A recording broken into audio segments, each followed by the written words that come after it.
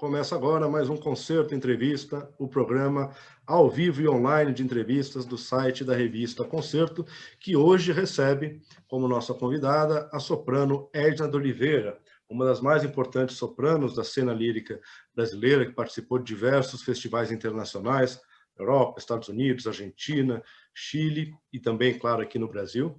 Ela formou-se em cursos de especialização na English National Opera e na Royal Academy, em Londres, e fez curso de especialização em Lied em Bremen, na Alemanha, onde também se apresentou diversas vezes com o repertório de música de câmara brasileira. A Edna é aclamada por sua interpretação de peças como As Baquianas Brasileiras, número 5, e das canções do Floresta do Amazonas, de Villa-Lobos.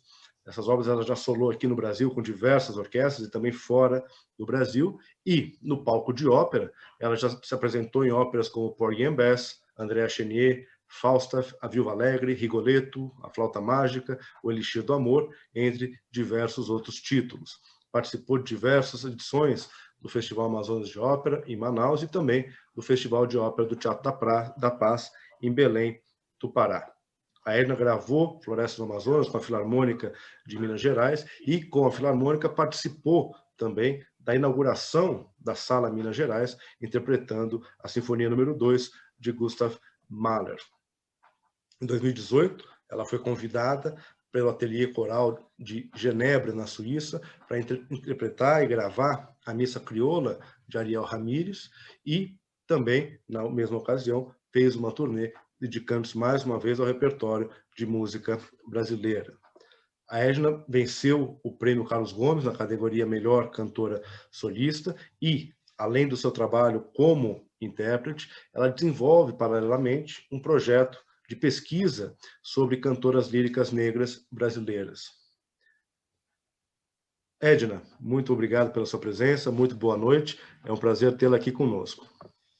O prazer é todo meu, me sinto muito honrada e emocionada com esse convite, em participar primeiro com uma pessoa que é meu amigo, né, que eu considero pelo menos, que é o João, um grande amigo meu, e o outro grande amigo, o Kunze, numa revista tão importante de música, que a gente pode falar, é muito estranho, eu realmente não gosto de falar de mim, eu prefiro falar das histórias que envolvem a minha vida, ao redor da minha vida, porque é isso que faz a história da gente, não só a gente, mas tudo aquilo que envolve, né, as produções, as pessoas, maestros, enfim, a vida, a família. É muito bom estar aqui e poder partilhar isso com todo mundo. Espero poder contribuir com alguma coisa hoje. Bom, comigo aqui para entrevistar a Edna estão hoje a jornalista e escritora Luciana Medeiros, a soprano Marli Montoni, um dos principais nomes da nova geração do canto brasileiro, e o maestro Silvio Viegas, regente da Orquestra Sinfônica de Minas Gerais, do Palácio das Artes, e professor de regência na Universidade Federal do Rio de Janeiro. Lembrando que o nosso programa é transmitido ao vivo pelo Facebook, onde quem nos assiste pode também deixar o seu comentário ou deixar a sua pergunta, que vai ser colocada aqui para a Edna também ao longo do programa. Edna, eu queria começar te perguntando, então, acho que tem muita coisa para a gente falar hoje, você, querendo ou não, vai ter que falar de você, mas eu queria começar te perguntando a respeito de um dos projetos nos quais você se envolveu recentemente, que foi o festival, o Música Vocales, o Ubuntu Música Vocales, que foi realizado no final de outubro. Eu queria que você pudesse contar um pouquinho para a gente como que surgiu a ideia desse festival e quais as impressões que você tem dessa primeira edição, da maneira como ele aconteceu.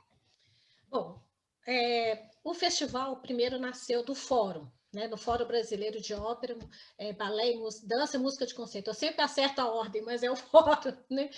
E eu estava na representação de São Paulo e comecei a ver as necessidades que a nossa classe passava e as discussões, mas aí eu resolvi ficar só na representação negra, junto com o Michel, que foi eleito, né, o nosso representante a gente fala minorias, porque é o termo usado, mas é da maioria, a gente pode dizer a maioria negra, né?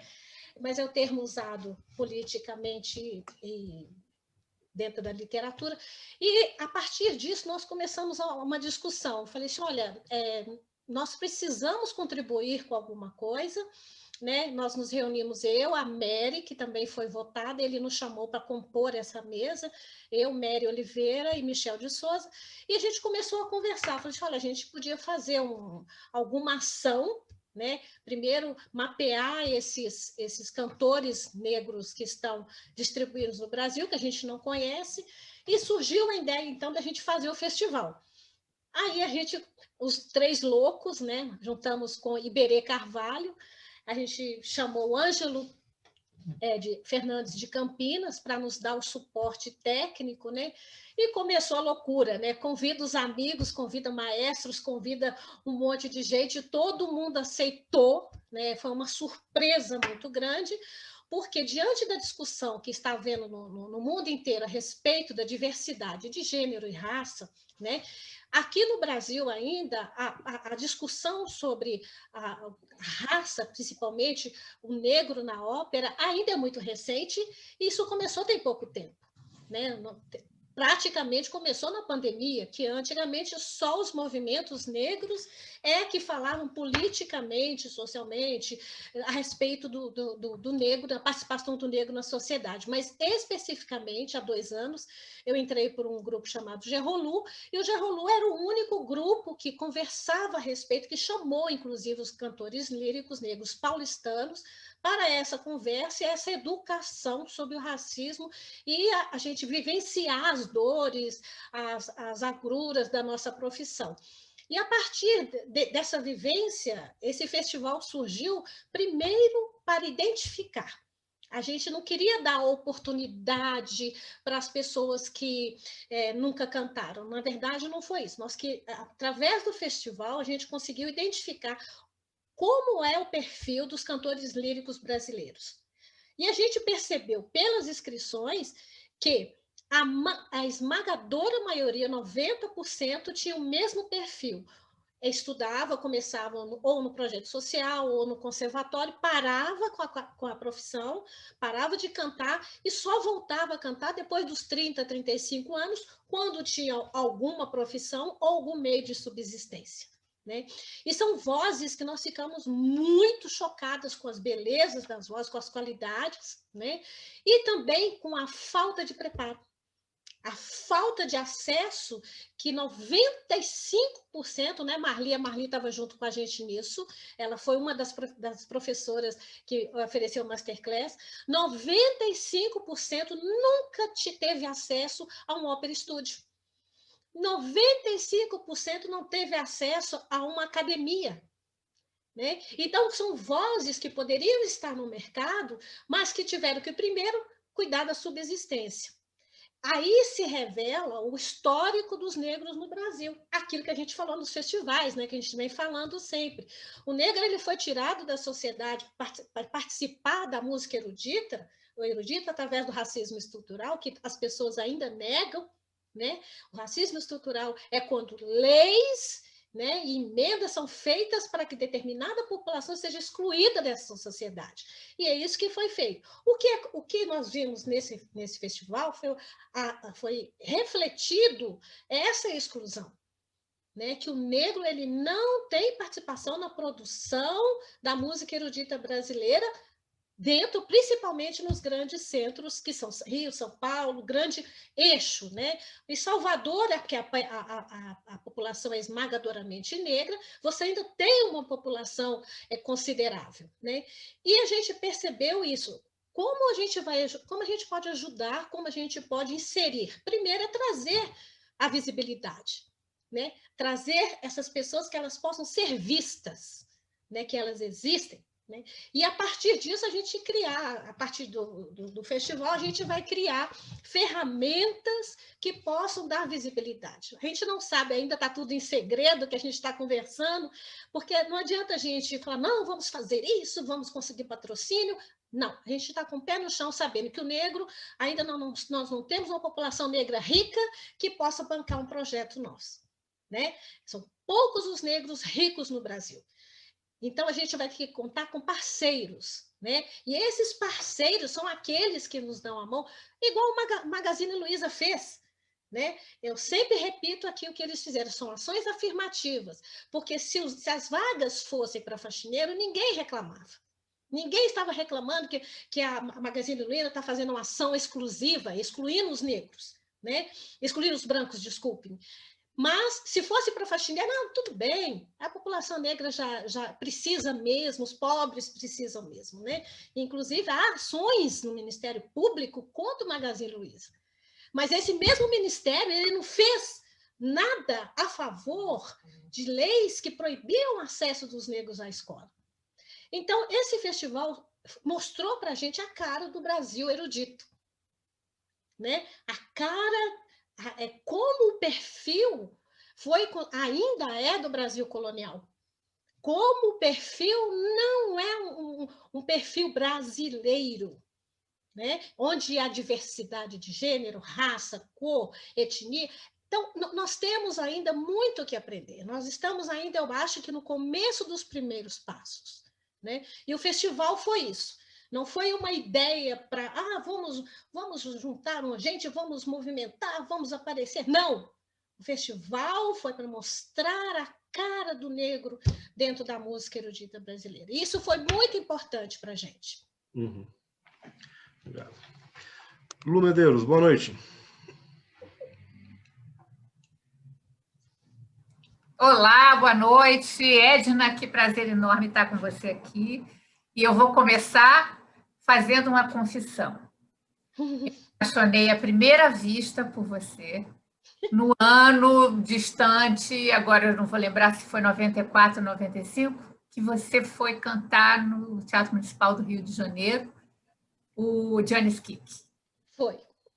Quando você entrou em cena a primeira vez com o maravilhoso e saudoso Paulo Fortes, eu acho que foi a última participação. Foi a última participação dele. Quando você cantou Mio Babino Caro, foi inesquecível. E eu acho que eu ia me apaixonar por você de qualquer maneira, viu? Mas essa cena foi absolutamente inesquecível. Então, naquele distante 95. Foi em 95 que foi o trítico montado lá, belíssimo trítico, com a Bia Lessa dirigindo a Sor Angélica. Exato. E o Tacla, eu acho que dirigiu o Tabarro, né? Exato, e o Hamilton dirigiu o Janis Kick. Isso! Olha, que tempos bons no Teatro do Rio de Janeiro, hein? Maravilhoso. Bom, como eu sou a primeira letra do alfabeto entre os entrevistados, vai caber a mim fazer a deliciosa pergunta desse fim de semana glorioso aqui, em que a gente viu que é possível que uma mulher não branca, negra, de origens indianas, chegou à vice-presidência do maior país, do país mais poderoso do mundo. Aquela menina de 95 que cantou no Teatro Municipal e arrebatou os corações de todo mundo, e essa Edna de hoje, no dia seguinte ao fim de semana da eleição da Kamala Harris, o que você vê nessa ponte? Assim? Aquela menina tinha essa consciência absurda que você tem hoje, essa mobilização?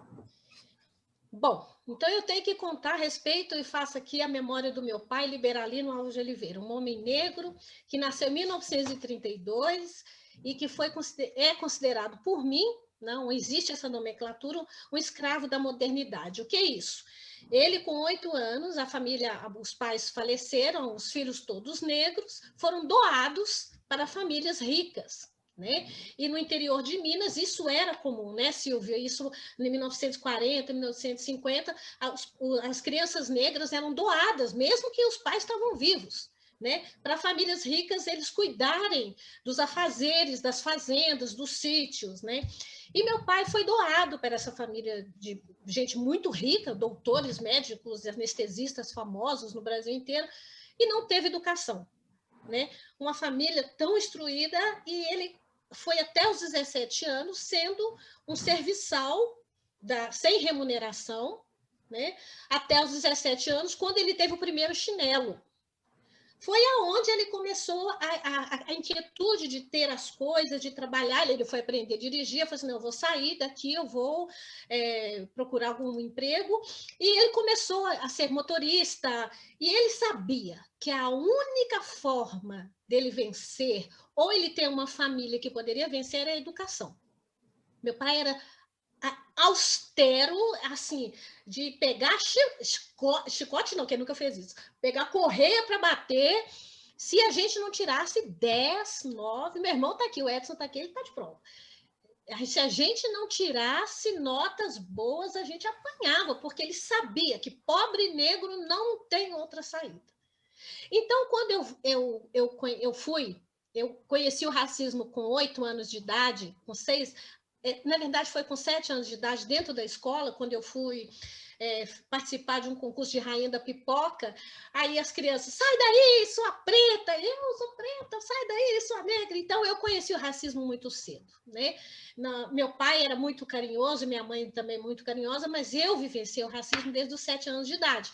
E sendo pobre, ainda num lugar muito pobre, ali o Silvio conhece, essa é uma outra história, eu aprendi que política tinha que ser uma questão de vida. Né? A política era a minha vida. Se eu quisesse mudar, eu tinha que ser. Desde os 12 anos, eu sempre fui muito inquieta em ler muito jornal, eu sempre lia muito, e eu levei meu pai para a política, né? Eu era petista nos meus 17 anos, meu pai ficou com medo de eu ser presa na época, porque eu participava das manifestações em Belo Horizonte, e não era de carteirinha, mas é porque eu tinha necessidade da mudança social desde muito cedo. Né? Então, quando eu comecei essa vivência e comecei a fazer as audições, eu percebi que o racismo era um impedimento para me conseguir as coisas. Né? Conseguir papéis, conseguir ascensão social, sempre ele estava, a minha pele, a minha cor de pele, sempre estava na frente do meu talento. E quando me deram uma oportunidade, lá em 95, de fazer meu primeiro grande papel, né, que foi o São Jorge, junto com o Calil, na época, acho que se eu não estou enganada, eu vi a oportunidade, eu falei, não, eu tenho que agarrar isso com unhas e dentes. E eu agarrei mesmo, e a partir dali eu falei, agora eu não solto. E insisti, não fazia as audições, mesmo levando muitos mais nãos na cara do que sims, né? Porque sempre eu via, como é que ela vai fazer esse papel? Ela é negra, como é que ela vai parecer pálida? Ela é negra. Eu falei, meu Deus do céu, não pode ter. Mas então, aí, pulando essa história toda, quando eu vejo essa nossa irmã, a gente pode dizer assim, sendo eleita, eu tenho uma esperança tão grande, né? Tenho uma esperança que o Brasil ainda possa eleger mulheres, possa eleger homens negros no topo do poder. Isso só me dá esperança que pessoas da nossa etnia, da nossa raça, que pretos e pretas, possam visualizar essa mulher, a vice-presidente do primeiro país do mundo, né? É o país mais poderoso do mundo. Isso faz com que nós, negros, tenhamos esperança. Porque o que a gente foi até agora é invisibilizado. É como se nós não existíssemos. Né? E aqui no Brasil, então, o que acontece lá reflete em mim.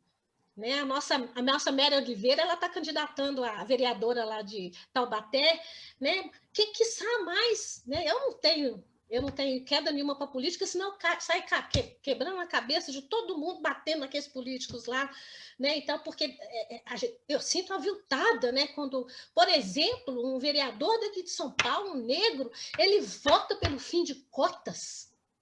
Um negro votar pelo fim das cotas no Brasil, sendo que as cotas não é privilégio, é reparação social, vou repetir isso milhões de vezes que for necessário. Não é privilégio, porque as leis que foram criadas desde a corte foram de exclusão do negro na educação. Não é só na ópera, não. Na educação, porque sabia que na educação ia afetar a ópera. Então, essa mulher mudou muito.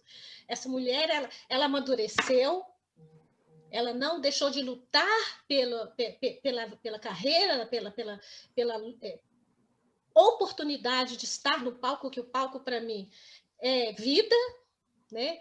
É o meu sangue, que corre em mim, eu não penso em fama. Eu só queria, uma vez, eu queria ser famosa só para trabalhar na ONU. Eu sempre falei, ai, gente, quem sabe eu trabalhando na ONU eu consigo ajudar a pedreira Padre Lopes, né, Silvio, que você conhece bem lá em Belo Horizonte, que é o lugar onde jogaram a gente quando nós éramos pequenos com meu pai para a gente morrer, né, que nós somos jogados lá. Né? Porque meu pai, quando viu que ele não queria mais aquela vida, a família simplesmente pegou, tirou os bens dele todo e jogou num lugar horrível. E falou assim, agora elas vão ser estupradas, vão ser mortas. Né? E ela chegava na minha casa, a doutora chegava assim, elas ainda não foram estupradas? Nós com 6, 8 anos, olha a cabeça dessa pessoa. Se você não vai ser meu servo, que você morra. Então, resquícios né, da escravidão e desse senhorio colonial. Então, essa mulher, quando vê essa mulher, eu fiquei assim, ai meu Deus do céu, quem sabe a candidata aqui no Brasil aparece, né? Uma candidata para ser vice, né? Ser uma presidente do Supremo Tribunal, ser uma senadora de ponta, né? Igual a nossa Benedita da Silva, eu discordo de muita coisa dela, mas ainda é uma mulher negra, é representante, né? Então, isso para mim deu visibilidade e deu um alívio, porque a gente estava entrando, a gente em plena pandemia, com uma doença tão maldita, tão terrível, né, que é o coronavírus, ela fechou o mundo, nos fechou em casa, ainda essa política que nós estamos vivendo de invisibilidade, a arte é subversiva, os artistas são maus, isso deu uma esperança. Ai, respirei. Então, a gente pode ter esperança. Eu sou mulher de esperança, eu sou mulher lutadora, eu sou uma mulher que não desiste, né? Tomba daqui, a gente enverga, mas não tomba, né, Marli? Como é que é o negócio do bambu? A gente balança, mas não cai. Então é isso, a gente tem esperança que aqui também as coisas podem ser melhor. Aproveitar então e chamar a Marli. Marli, boa noite, um prazer enorme tê-la aqui com a gente. Boa noite, fico muito honrada de estar aqui nessa mesa. Edna, você é um exemplo para nós e para mim. Lembro de ter a conhecido numa das primeiras audições que eu fiz, e chegou os D'Oliveira, todos gigantes, incríveis, eu olhei e falei, gente, que negrada linda é essa? Eu falei, nossa, como assim? Eu fiquei passada, eu era menina, começando a cantar. E isso me inspirou bastante, e estar aqui hoje é muito das suas vitórias. Você inspira muito, inspirou a mim, inspira muito uma turma que vem vindo atrás de mim também. E dentro desse processo de inspiração e da gente se ver, e isso está muito ligado à representatividade, porque quando nós nos vemos na TV, quando nós nos vemos em propaganda, quando nós vamos a peças de teatro e vemos artistas negros, a gente tem coragem de sonhar, porque às vezes a gente vem de uma realidade tão terrível que nem a coragem de sonhar a gente tem mais. Exato.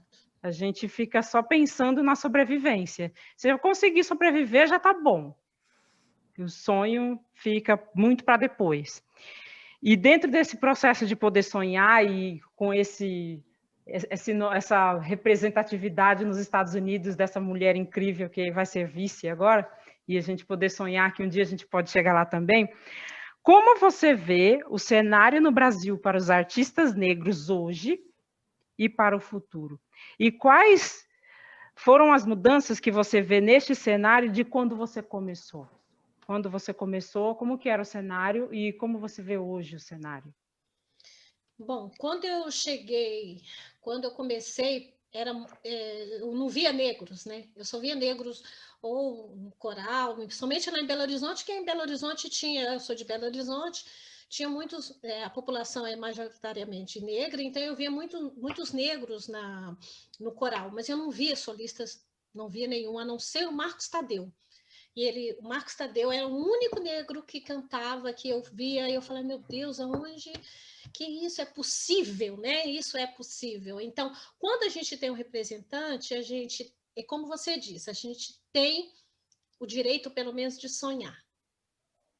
né?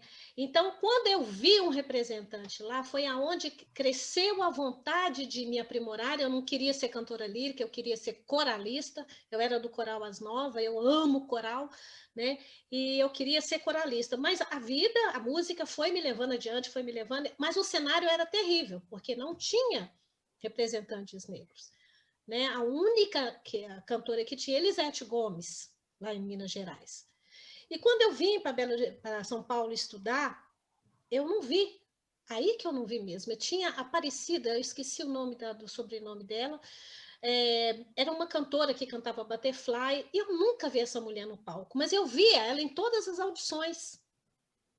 Em todas as audições, a Aparecida estava lá, Maria Aparecida. Aparecida Xavier, muito obrigado, Paulo. E eu não vi essa mulher no palco. Isso me preocupou, porque quando eu fui fazer a audição, eu nunca vi uma Butterfly igual a dela. Mas eu não vi ela no palco. Por quê? Eu não via outros no palco, né? O Paulo está falando, ela só cantava nos lugares pequenos, mas nos grandes teatros ela não cantava. E no Rio de Janeiro não foi diferente. A Maura Moreira foi uma grande cantora, teve outras cantoras que não foram aceitas no próprio Rio de Janeiro. Então, isso me preocupou muito, porque eu via e falei assim, a coisa comigo não vai ser diferente. E não foi, né? Então, quando eu ia fazer as audições, sempre era surpresa. Nossa, que voz linda, mais o papel. Eu falei, oh, meu Deus. Né? Então, eu sempre esperei a oportunidade, né? E lutando muito e não desistindo, e sempre... Eu era fanática para estudar. Eu chegava, né, aqui era um quarto, um estúdio, eu estudava 6, 8 horas por dia. Meu irmão falava, você vai ficar louca. Mas eu falei, eu tenho que fazer com que o meu canto melhore, né? Eu tinha uma professora, a minha maravilhosa Neide Thomas, que me ajudava, e Edneide Oliveira, que sempre estava comigo, que é minha irmã. A gente se ajudava tecnicamente, a gente se ajuda até hoje. E a gente viu, nós duas vimos que o cenário não seria favorável. Então, o que acontece hoje é que com as mudanças, né, do empoderamento da mulher, da visibilidade que o negro tem, a coisa mudou. Né? Se você, Marli, hoje é uma pessoa que eu admiro, está cantando, é porque houve mudanças. Porque eu não quero ser a única representante. Você não pode ser a única representante. José Galiza não pode ser a única representante.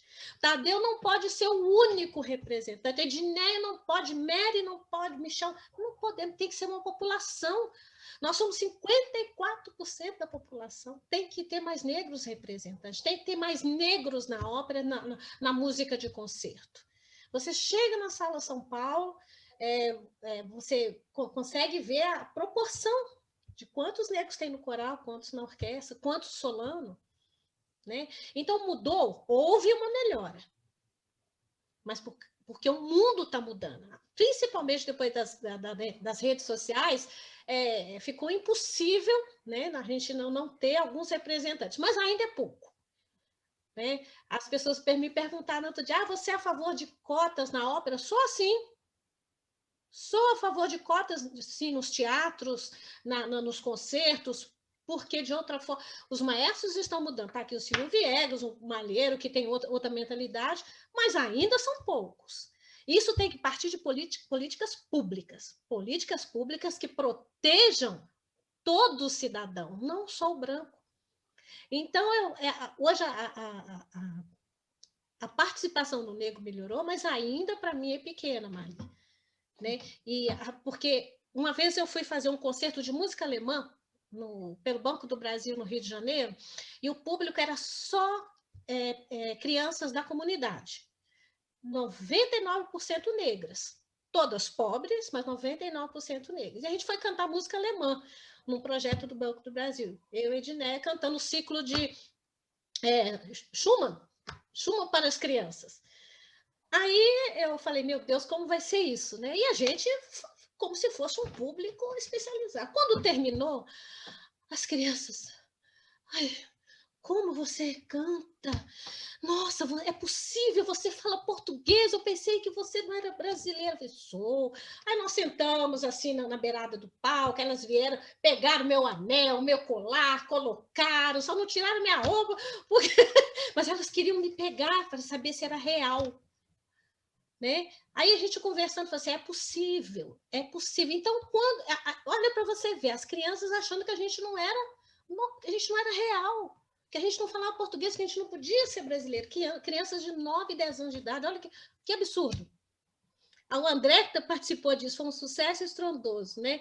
E inclusive, meu anel até sumiu, foi uma polêmica. Eu falei, não, eu dei o anel, né? Uma delas levou e foi uma briga no ônibus, disse que se estapearam para ficar com o anel da cantora. Mas, meu, olha que coisa. Se uma pessoa te vê, Marli, cantando, igual te viu lá arrasando na Liu, a gente tem que ter orgulho. A gente tem que sentir orgulho. Falar, meu Deus, ela está arrasando. Que tenham mais Marlis, que tenham muitas. Né? A gente viu no festival a quantidade de sopranos que estão pelo Brasil afora que não têm oportunidade. Né? Então, quando essas crianças, principalmente, por isso que eu bato na tecla da educação, que quando uma criança vê aquela repórter da Globo, como é que ela chama? Maju Coutinho. Maju Coutinho. No horário do almoço, a minha sobrinha, que tem 4 anos, ninguém mexe no cabelo dela mais. Há 15 anos atrás, a minha outra sobrinha tinha que alisar o cabelo. Agora, essa de 4 anos, ela chega, ninguém põe a mão no meu cabelo. Desse tamanho, linda, maravilhosa, com os lações enormes. Linda. Mas uma criança de 4 anos que vê uma representante igual a ela, negra, do cabelo duro, cheio. Então, é preciso que as pessoas vejam. Isso se chama representatividade, Marli, para a gente poder sonhar e não desistir. Que as pessoas te vejam mais na Sala São Paulo, pelo mundo afora, como acontece nos Estados Unidos. Olha, Jessie Norman. Indiscutivelmente a melhor do mundo para mim. Foi a voz dela que fez eu querer cantar ópera, que nós fomos lá no teatro, eu e Edné fomos a convite de uma pessoa que eu não me lembro, assisti o grupo Corpo dançar e, de repente, estava lá a voz da Jessie Norman cantando as 4 canções de Strauss. Eu falei, o que é isso? Uma criança com 10 anos. Mas meu pai também fazia uma coisa, né? Tinha os concertos para a juventude, ele colocava a gente no ombro e ele assistia no Parque Municipal de graça. A gente fazia o piquenique, coisa de pobre, né? E assistia, mas lá Coca-Cola, refrigerante, e assistir. O pão com mortadela e vamos lá. E assistir os concertos. Gente, isso é tão importante para a população. Quando tinha os Palm Music aqui em São Paulo, ali no Ibirapuera, era lotado, porque as pessoas querem ver. É uma mentira, uma falácia falar que pobre não gosta de música erudita. É uma mentira dessa. Quem inventou isso não quer que negro e pobre participe da música erudita brasileira, que eles consomem, sim. Mestre, boa noite. Boa noite, João. Boa noite, Marli. Boa noite, Luciana. Boa noite a todos os presentes. E, principalmente, boa noite, Edna. Porque eu vou dizer uma coisa. Eu vim para cá...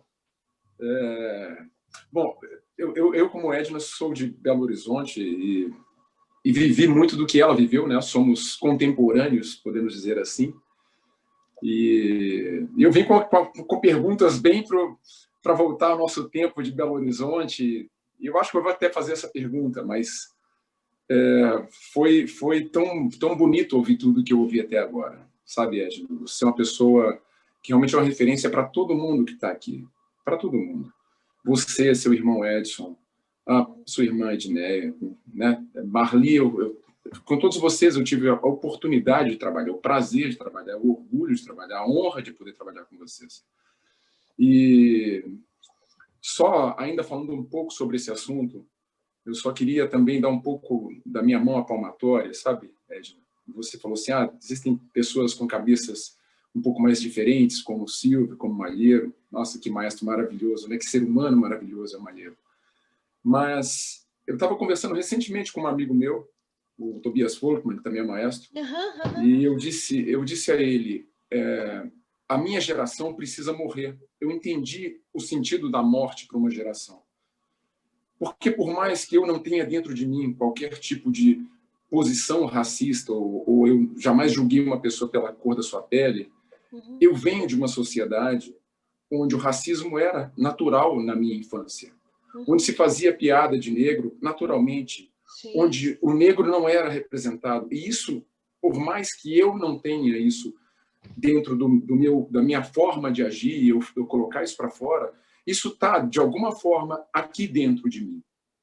Sabe? E é por isso que é tão importante esse trabalho que vocês fazem e que nós fazemos de alguma forma, para que as próximas gerações não tenham nem esse resquício de racismo que eu tenho dentro de mim, pela formação que eu tive. E eu não posso negar isso para vocês. Eu não externalizo isso, eu não pratico isso, mas isso está dentro de mim, porque era natural quando eu era criança. E não somente isso, mas todos os defeitos que a minha geração traz, né? Como, por exemplo, o machismo. Eu lembro quando eu era criança de um julgamento que teve de um homem que assassinou a mulher e ele foi solto porque ele matou a esposa dele em defesa da honra dele. Quer dizer, isso é de um absurdo. Meus pais se revoltaram na época, mas isso era algo natural em 1970, no início da década de 70, né, na sociedade brasileira. E por mais que aquilo tenha sido um momento de repulsa e meus pais sempre se colocaram dessa forma, isso está dentro da gente. E é por isso que é tão importante esse trabalho que você começou, né, junto com Galiza, junto com Edneia, junto com Elisete Gomes. Agora, essa geração está chegando com Marli, com Davi Marcondes, sabe? Cantores absolutamente maravilhosos, artistas maravilhosos. Isso precisa continuar e eu preciso morrer. Graças a Deus eu vou morrer. Para que venha realmente uma geração mais pura, uma geração sem essa formação tão desagradável que eu, infelizmente, fui obrigado a receber. Por mais que eu a recuse e a repudie. Então, assim, você foi muito generosa em me colocar assim, mas eu também tenho que dar minha mão à palmatória e falar que eu gostaria de ser eu gostaria de ser muito mais generoso do que eu sou. Por mais que eu tenha tido o prazer de trabalhar com todos vocês e realmente não colocar qualquer coisa à frente. Mas você é realmente um grande exemplo para mim. Tá? Mas eu vou te dizer uma coisa. Você, se morrer, sem transformação, não vale a pena. Então, se a transformação aconteceu em vida, aí valeu a pena. Se eu consigo falar com as pessoas, né, igual aconteceu num debate, não, o racismo existe sim, existe tal livro, assim, a pessoa vai lá e pesquisa, fala, nossa, eu não sabia. Meu, valeu! Não precisa morrer, precisa transformar. Então, se você está com esse sentimento e está com vida, é você que tem que fazer também. Não é o outro que vai vir no seu lugar, não, porque o outro ele vai vir renovado, mas vai vir sem a carga que você teve, sem a experiência que você teve. Então, a transformação tem que começar enquanto nós somos vivos. Então, você que está sentindo isso, o que eu falo? É um aliado. Sim. O aliado é aquele que se põe... Olha, tem uma palestra, gente, da Fundação Clóvis Salgado, né, João? Que foi da Think Olga. Gente, quem não viu essa palestra tem que assistir para saber o que são aliados, o que se colocar no lugar da pessoa.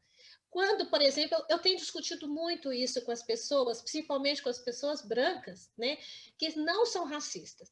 E eu perguntei, quantas vezes você foi numa loja e chegou numa loja e perguntou para a moça que estava lá, que era negra, se era da loja? Há várias vezes. Então, existe racismo lá dentro de você.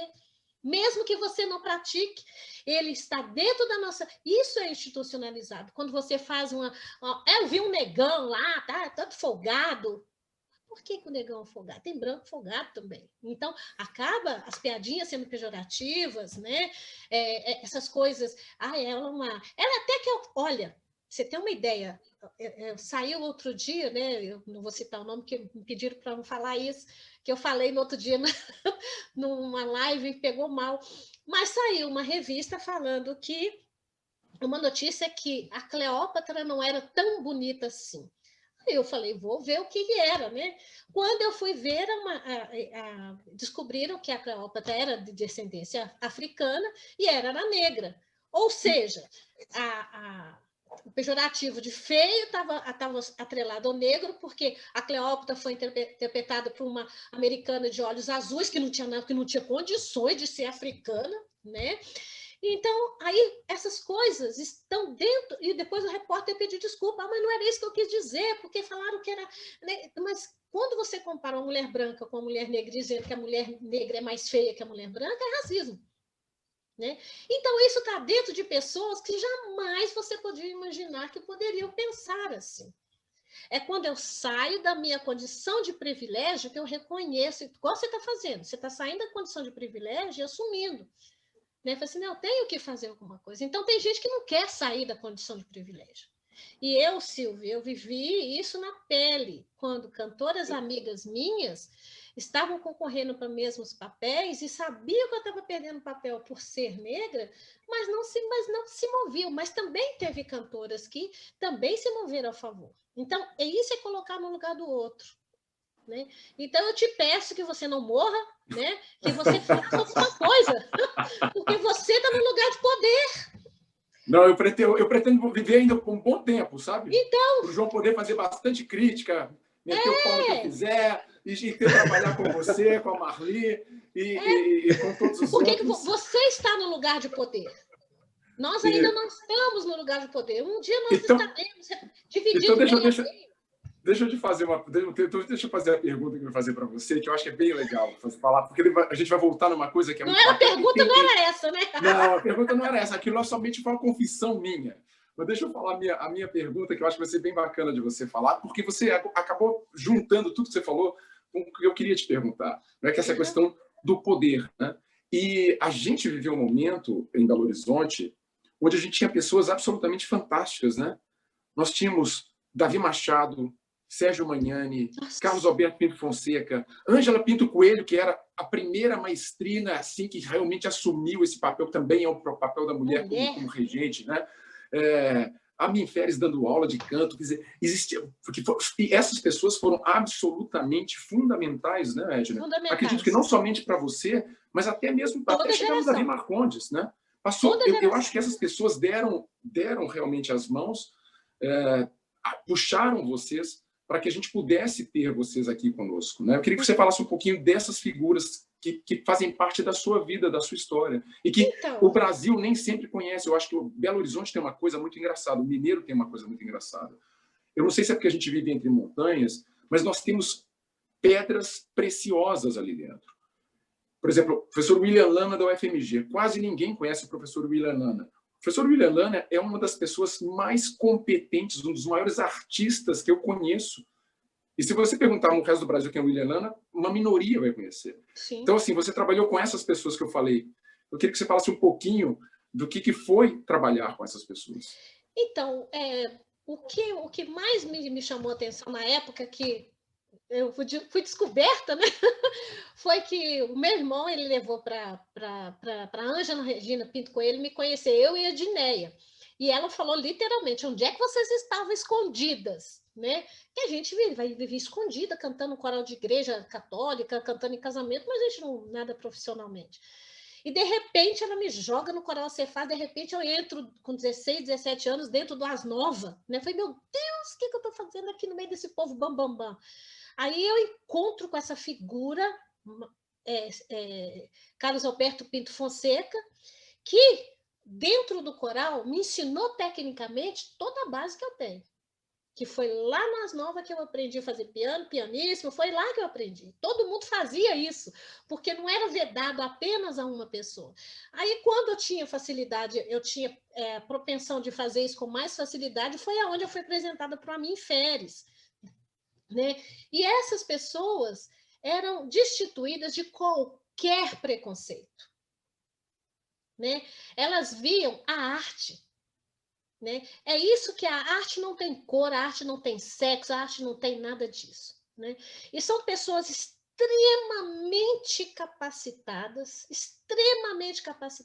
que faziam com que a sua arte passasse por mim. Então, eu outro dia participei de uma palestra sobre o Carlos Alberto Celibidache, né, que ele foi um grande maestro, e o Celibidache, ele tinha a mesma coisa que o Carlos Alberto tem, de transformar músicos comuns em músicas excepcionais. E o Casalberto tinha essa prerrogativa. A Ângela também pegava, não, vem cá você, vai estudar, estuda isso, faz aquilo.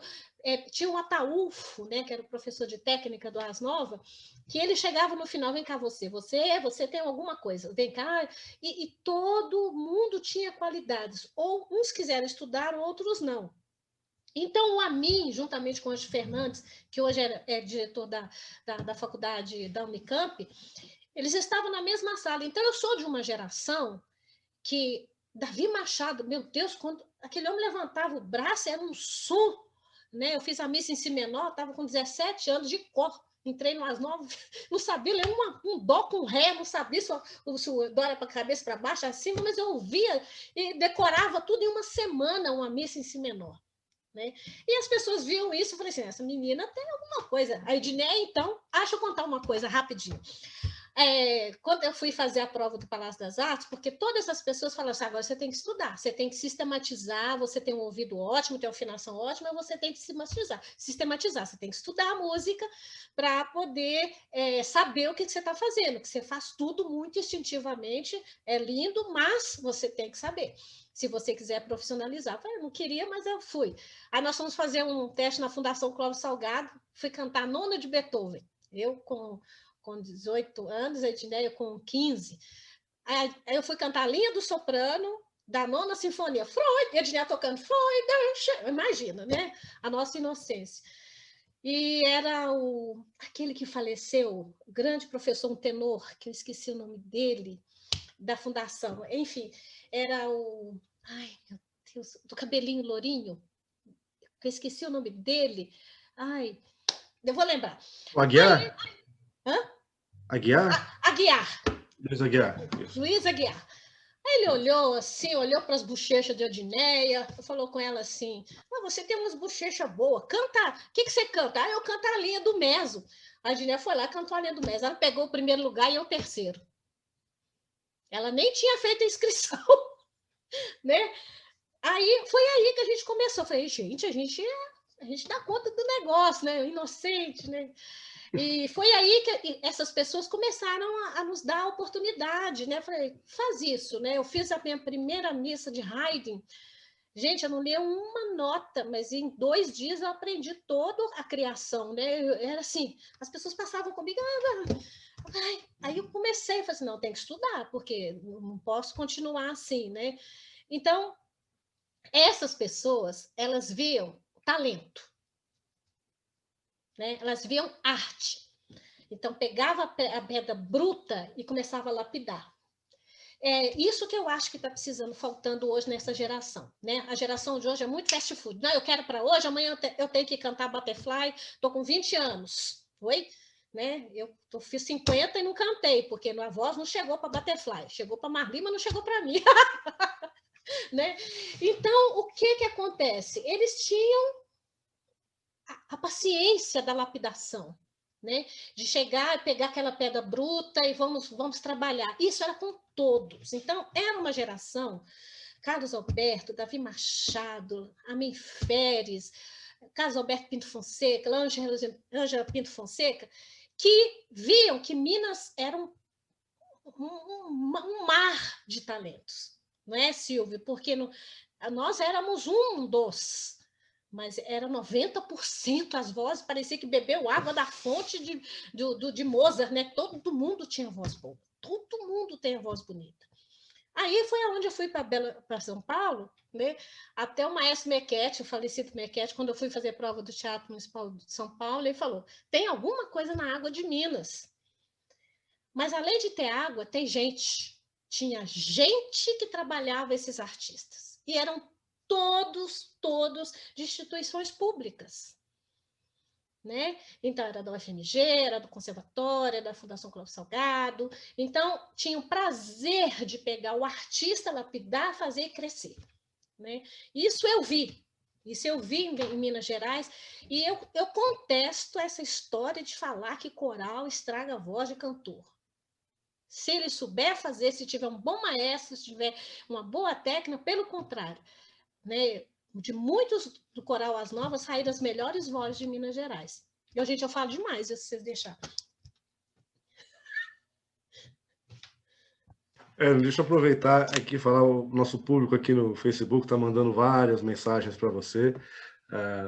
Marília Vargas, Wagner Muniz, Wagner Ferreira, Lívia Sabag, Fábio Zanon, Ellen Galo, Fernando Portari, enfim, Evandro Lopes, todo mundo, enfim, parabenizando você e mandando um abraço, mandando beijo, elogios e assim por diante. E eu vou passar direto então para a Marli, tá? Para a gente fazer mais uma rodada aqui de perguntas e respostas com os nossos convidados. Edna, você é sempre incrível. Minha base foi de coral, a minha base foi dessas pessoas que pegavam o material bruto, vamos dizer assim. Eu comecei a cantar com a Regina Quinjo, adolescente. Depois eu cantei no coro do José Ferraz de Toledo, e ele sempre me dava as oportunidades de solo. Eu quase morria do coração, mas eu aprendia, ia lá, já tinha leitura, isso, já estudava música. Isso também foi um grande benefício de ter acesso à educação, graças a projeto social, e eu cresci aqui em São Paulo, então universidade e todos os cursos de música, o LM, escola municipal, tudo aqui. Eu tive a oportunidade de trabalhar com você quando a gente fez o musical Fantasma da Ópera. Foi quando eu vi você em ação e fiz, uau, eu preciso estudar mais, porque eu preciso chegar nesse nível. E... Passou!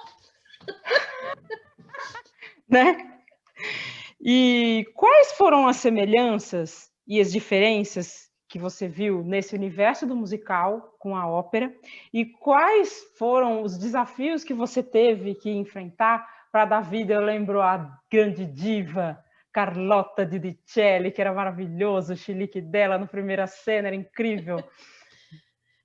E como foi para você o processo também, completando a pergunta, que eu lembro que das protagonistas, foi uma coisa que me chamou muita atenção, das protagonistas você era a única negra, e eu olhei e falei, gente, que poder, uma diva negra, que luxo! Fala pra gente como foi um pouco esse processo. Primeiro que eu sempre quis fazer musical. Eu sempre quis fazer musical, que eu acho que o cantor lírico, alguns musicais, ele pode flutuar dentro desse universo sem prejuízo vocal, desde que ele tenha uma boa orientação e saiba lidar com o material que tem. E o que me chamou sempre a atenção foi no musical, era o profissionalismo e a qualidade com que as coisas eram feitas. Então, quando eu cheguei no musical, a primeira pergunta, quando eu passei na primeira etapa, que eu nem pensei que tinha tanta Carlota lá fazendo teste, eu falei, eles não vão me chamar, não. Imagina a Carlota negra, imagina. Aí, de repente, me chamaram, o telefone tocou, eu falei, não, é você, tem que ser você, que eles querem você. Aí eu fui lá, conversei com os americanos, falei, mas vocês têm certeza? Não tem problema nenhum ser negra? Eles, que bobagem! Nunca mais esqueci disso, que pergunta idiota! Aí eu falei, idiota para você que não vive no Brasil, não é? Porque para a gente, eu fiquei assim, eu falei, nossa, aí, a partir daí eu falei, não, deixa eu ver como é que é o funcionamento de musical. E a precisão, aí todo mundo fala, é uma caixinha americana, 5 passos para cá, 5 passos para a direita, luz para trás. Gente, mas é perfeito, nada de errado. Aí eu pensei, meu Deus, esses rudimentos todos, tudo isso aqui, por que na ópera não é assim? Por que funciona tudo dentro de... cheio de gente lá? Eu fiz 600 e poucas apresentações, 400 e poucas apresentações, não vi um dia vazia a casa, não tinha um dia, até no dia que o Brasil jogou, era jogo do Brasil, a casa estava lotada. Nós fizemos 677 apresentações, 2 anos de espetáculo com casa cheia e tudo perfeito. Era sempre. Incrível. Aí você falou, por que na ópera não é assim? Aí uma vez eu estava fazendo o Fantasma e fui fazer o Elisir da Moura com o Paulo Esper, né? O Paulo está até aí, foi com o Enzo Dara dirigindo. Aí quando eu cheguei na ópera, aquela coisa meio molenga, meio... Eu falei, gente, vambora! nós temos que ser melhor, porque a nossa arte é muito mais completa. E eu fiquei, não, gente, não estão... Eu até tive um entreveio lá com contra-regra. Não, meu filho, rápido, você tem que ser rápido, você é preguiça, não pode. Aí eu falei, não é nada disso, é capacitação técnica. Falta técnica para a gente fazer da ópera um entretenimento. Né, para a gente deixar a casa lotada, 30 dias seguidos, para passar para outra ópera, aí tem equipe que desmonta à noite, monta outra de manhã, porque é assim que funciona. Né? A gente tem condições de fazer isso? Tem, porque nós temos teatro, nós temos gente, nós temos dinheiro, porque o musical ele vai pegar patrocínio, e consegue porque eles conseguem mostrar coisas de qualidade. A ópera também não é de qualidade? A gente consegue fazer? Então, falta isso. Eu acho que a minha experiência no musical foi essa primeiro de um grande papel que me deu muita liberdade de brincar, sorrir. A gente estava lá, né? A gente fazia muita palhaçada mesmo com papéis. Os americanos quase morriam comigo, mas a gente conseguia fazer que o personagem ele fosse mais criativo, porque eu não queria que ele fosse caricato, eu queria que ele fosse divertido. É diferente de deixar um personagem besta, né? Não tornar um personagem fútil. Essa era a minha preocupação. Tanto é que você lembra que a gente nem viu o filme, que a gente não queria ser influenciado pelo filme que saiu na época, que ela era a primadona Carlota era horrível. Nossa, aí eu falei, não, isso não pode ser. Senão nós vamos falar que ópera é isso. Ópera é sempre uma palhaçada, né?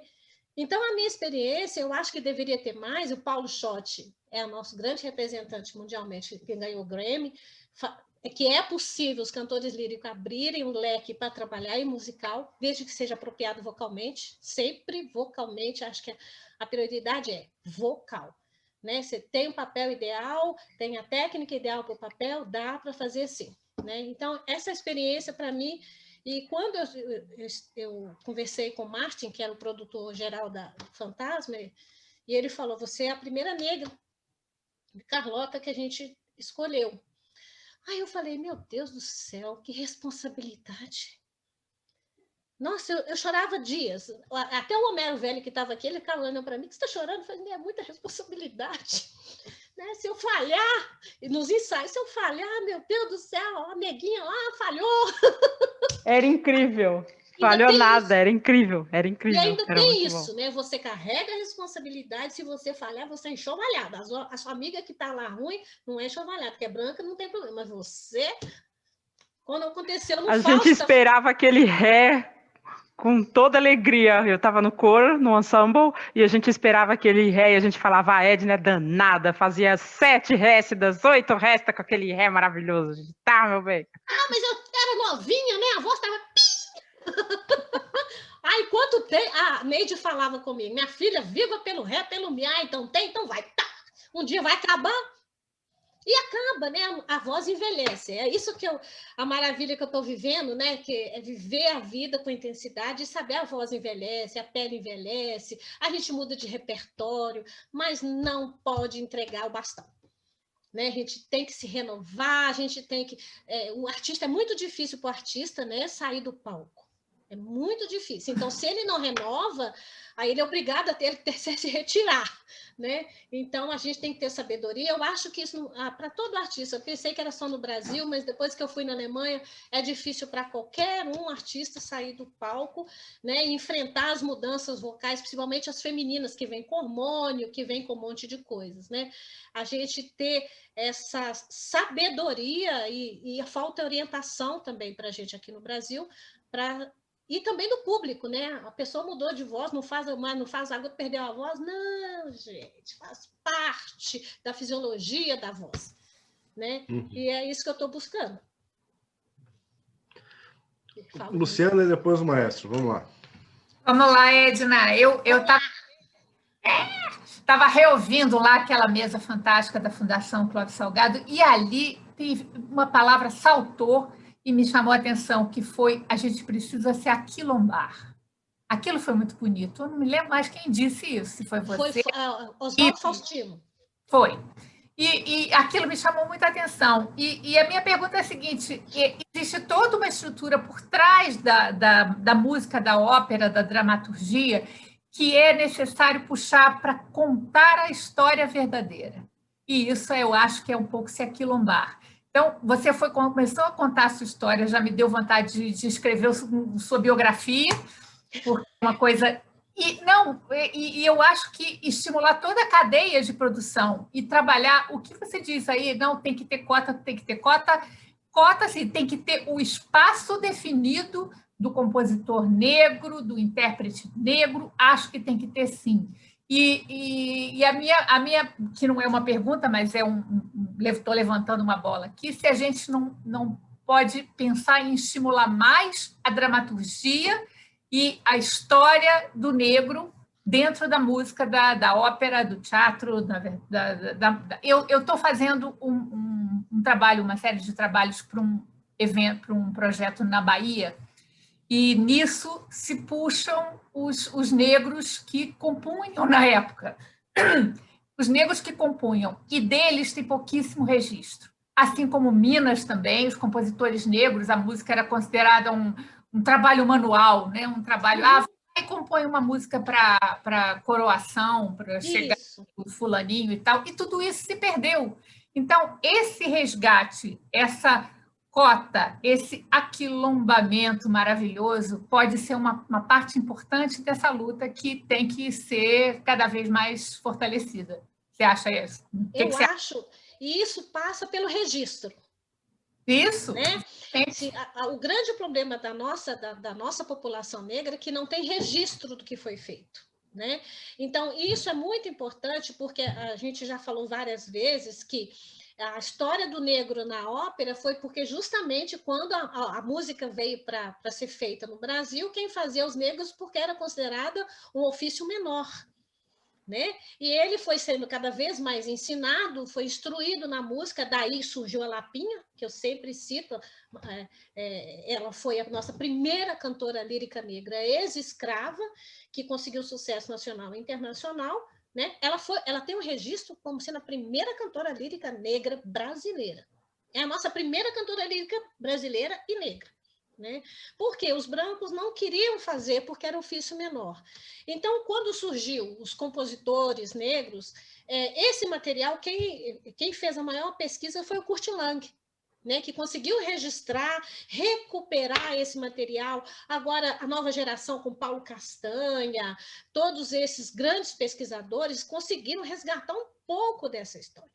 Então, o que precisa acontecer é que, primeiro, os nossos livros de história precisam ser mudados. Né? Porque tem muita história errada, tem história mentirosa na história do Brasil.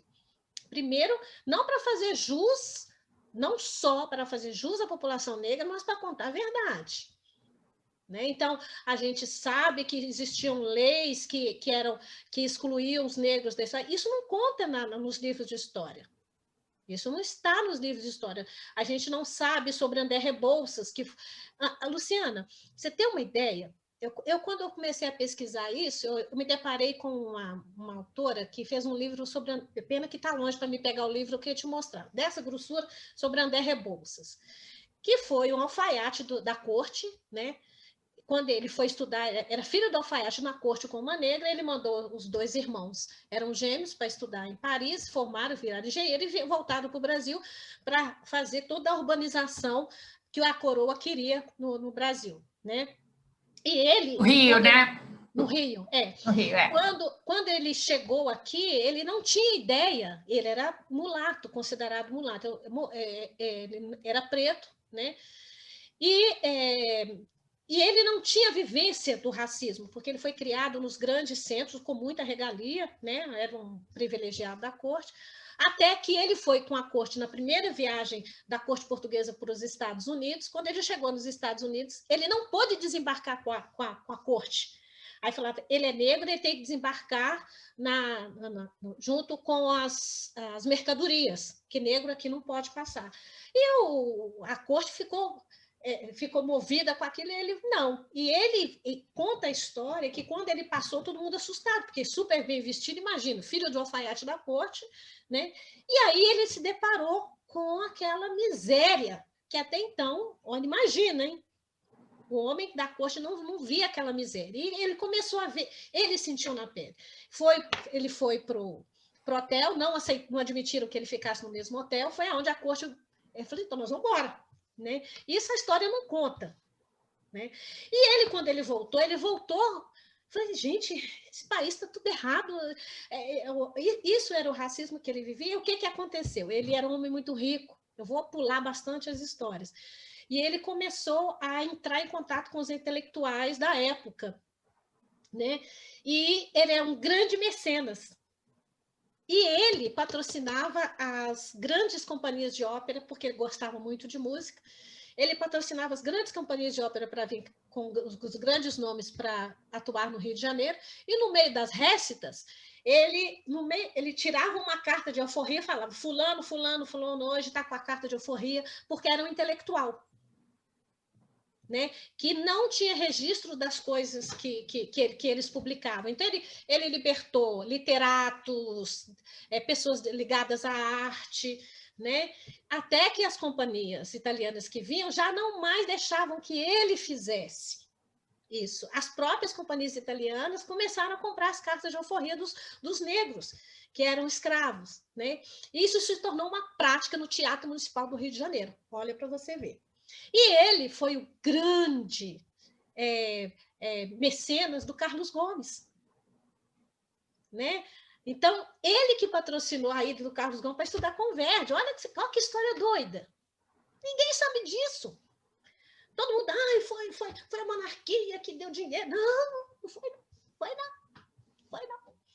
Então, tem muita história que não foi contada, que está registrada, mas não está no livro da história do Brasil. Então, falta registro na parte de dramaturgia, falta na parte de literatura, em todas as artes, na parte política, na parte da educação, publicação de educação.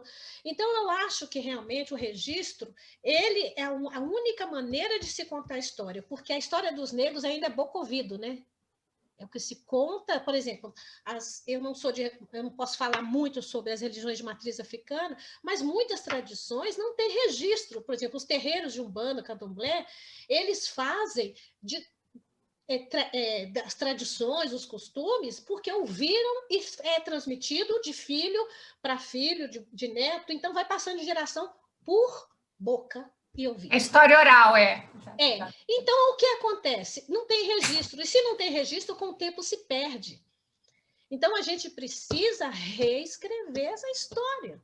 A gente precisa reescrever histórias e escrever histórias novas, né, a partir do registro, que o grande problema do brasileiro é que a falta de registro. Eu acho importantíssimo.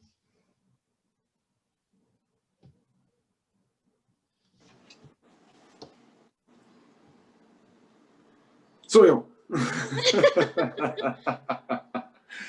Bom, então falando de reescrever uma nova história, você falou que a gente envelhece, é verdade, que a pele envelhece. No caso a sua, eu acho que tem algum problema aí, porque ela não envelheceu nada. Vamos combinar que a pele está linda. Agora, eu posso brincar preto quando pinta é 130. Você sabe o que significa isso? Quando ele começa a pintar o cabelo, já está com 130 anos. Ah, pois é, com certeza. Eu já pinto a barba, já tem uns 20 já, porque senão a barba fica igual a do Papai Noel. E muito pior do que a do João aqui, ó.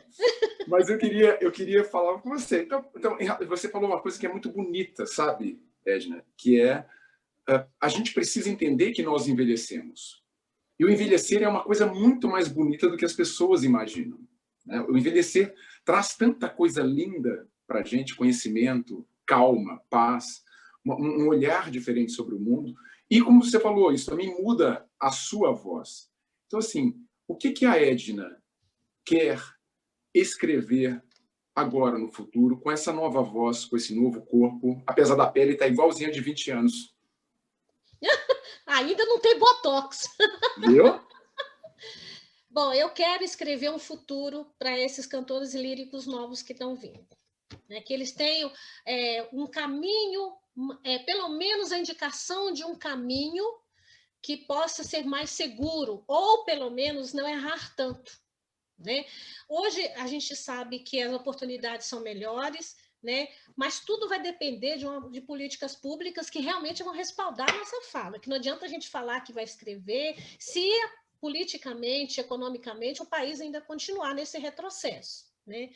Então, eu penso fazer coisas que poucas coisas agora, porque eu realmente eu quero me dedicar muito à pesquisa daqui a um tempo, porque a gente não canta, assim, a gente pode cantar até 60 anos, mais ou menos, alguns papéis, né? Mas eu acho que a gente tem que ter sabedoria para também falar assim, olha, já é uma fase nova, talvez eu vá escrever, eu vou agora eu estou pesquisando, estou fazendo fonoaudiologia justamente para pesquisar essas vozes, né, a transformação das vozes, né? Então, eu acho importante a gente deixar alguma coisa para essa nova geração, que já nem é a geração da Marli, já é outra, né? A geração da Marli já está aí atuando, né? Tem as meninas que estão chegando de 17, 18 anos que precisam ouvir o que os antepassados fizeram. Então, eu penso muito em fazer, não fazer grandes coisas, porque eu achava que quando eu chegasse nos 50 anos, eu ia fazer a Aida. A voz falou, você não vai fazer, né? Então, eu continuo fazendo os meus papéis leves, adoro cantata, adoro... para mim, música de câmera, eu tenho os projetos que eu tenho com Wagner Ferreira, que é um projeto de música francesa, então eu tenho projeto de música de câmara, eu tenho meu projeto de música brasileira, aí agora, esperando a pandemia passar, quero gravar algumas canções brasileiras, algumas canções que não pude fazer até então, acho que é isso que você falou, a gente envelhece, aí tem a sabedoria, eu falei assim, agora eu estou tranquila, eu posso fazer isso, né? Eu acho que grandes papéis, acho que por causa até inclusive da política, né? A gente vai ter muita dificuldade nos próximos 5 anos, eu com 52, daqui a 5 anos eu estou com 57, já estou tirando o time de fora, né? Então, já a gente tem que ter a sabedoria, falar, gente, tá bom, fiz muita coisa, o que der para fazer, ótimo, né?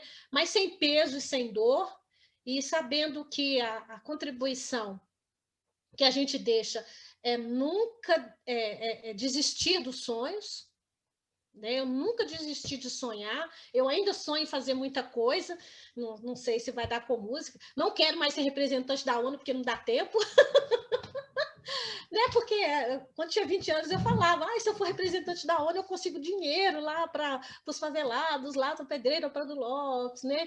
Então os sonhos hoje são sonhos mais pé no chão, de projetos. Eu sonho com a minha irmã, a gente fazer um projeto em Belo Horizonte, né? A gente tem um projeto de uma fundação, se Deus quiser a gente vai investir nisso daqui a um tempo, mas enquanto a gente puder estar cantando, eu vou cantar, e quando não puder mais, enquanto isso eu já vou começando esse projeto dessa fundação, e o Ubuntu, que o João falou, acho que me despertou essa vontade de agregar, né? Chamar esses cantores que não são visíveis, torná-los visíveis de alguma maneira, mesmo que seja uma parcela pequenininha, 1%, mas alguma contribuição a gente tem que fazer, né? Porque não é o artista, eles têm que ser um agente transformador, eu creio, né? O palco é maravilhoso, eu fiz o André Chenier lá, meu Deus, foi a coisa mais bonita que talvez fiz na minha vida, depois do Rigoletto, lá que o João até viu.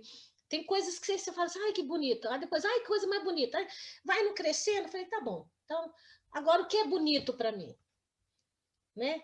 Então, a gente tem que aproveitar o que a vida está mostrando. Eu estou achando essa coisa de falar sobre o racismo, de mostrar o exemplo. Hoje, para mim, isso é mais importante hoje.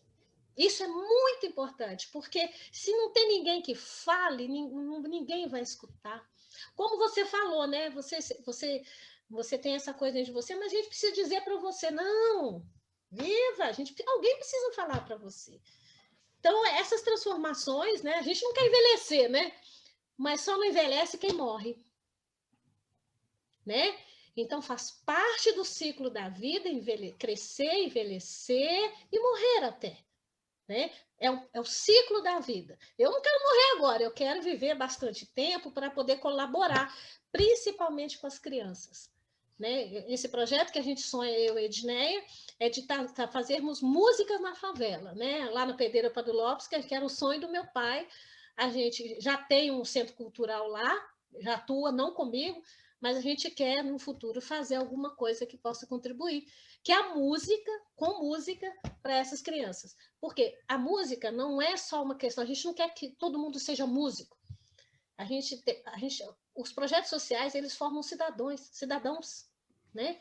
Formam gente que pensante, que tem crítica, que pode criticar, que pode julgar, e não robôs que possam ser manipulados.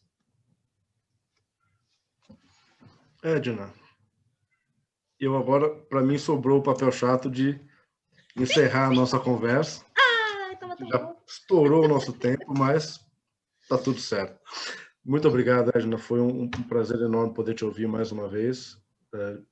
Muito obrigado mesmo. Eu que agradeço e, assim, como você viu que eu não gosto muito de falar de mim, né? Eu acho que o currículo tem na internet, foto tem na internet, quem quiser veja, né? Mas a gente não pode perder as oportunidades de deixar uma semente que vai germinar para o futuro, né? Os meus trabalhos vão ficar eternizados aí com fotos, registros. Eu tenho poucos registros fonográficos, mas tem fotos, tem tudo. Mas a semente do que a gente fala, se a gente não aproveita as oportunidades, essas morrem com a gente. E isso não quero que morra comigo. Que meus irmãos pretos e pretas desse país, eles tenham as oportunidades muito mais do que eu tive. Que eles possam ter a oportunidade de serem vistos, que eu sempre falo que o racismo dói, o racismo cega e deixa cicatrizes indeléveis, né? Que essa nova geração não possa viver o que eu vivi e que a Marli já viveu muito menos, né? Que nós possamos ser um povo tolerante, um povo sábio, que a cultura não seja demonizada, né? Que os negros não sejam demonizados e que a arte sobreviva nesse país, que ideologias loucas sejam banidas desse país, né? Que possamos viver no país de cultura, que um povo que não tem cultura não tem vida e não sobrevive, vai viver só de violência. Então, para mim, a arte, ela é um modo de sobrevivência e ela é capaz de transformar uma sociedade. Que nós tenhamos muita arte, muita vida, muita música, muito amor, muito axé, muito tudo, muita coisa boa para todos nós. Obrigado, Edna. Obrigado, Luciana, Marli, Maestro Silvio Viegas. Muito obrigado pela presença de vocês, pelas perguntas. E o Concerto de Entrevista, então, fica por aqui. E a gente volta daqui a 2 semanas com mais uma entrevista. Até lá. Tchau. Beijo, mãe! Beijo, BH!